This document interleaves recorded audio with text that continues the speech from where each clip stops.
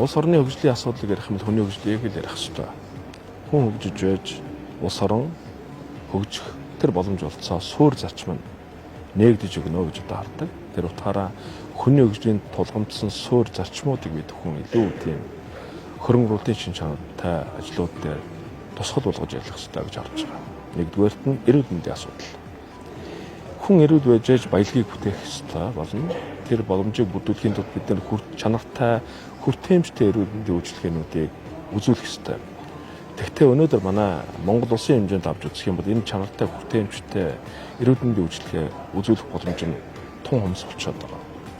Тухайлбал юм бол Улаанбаатар хотод илүү чанартай хүртээмжтэй хүн амт төвлөрсөн үйлчилгээ үзүүлж байгаа бол хөдөө орон нутгад хойд бүсэд бас чанартай эрүүл мэндийн үйлчилгээ үзүүлэх боломжууд тун хомс байна.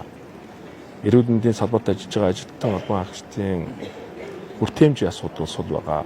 Техник тоног хөрөмжтэй холбоотой асуудал сул байгаа. Түүнээс гадна нийгмийн эрүүл мэндийн асуудал дээр бид нэр анхаарч ажиллаж чадахгүй байгаа асуудал байна.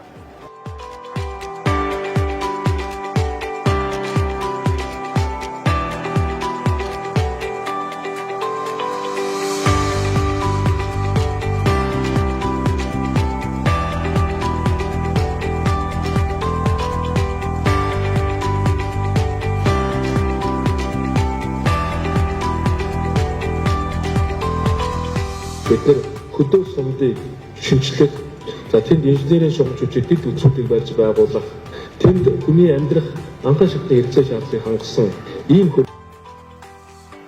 байна гэж харж байгаа. Ингэж чадах юм бол бид хүн бас тэнд байгалийн баялагын сангийн тухай хуулийн хэрэгжил цаашлаад орон сууцчууд процессыг гэсэн бас хийж боломж олцоо байна.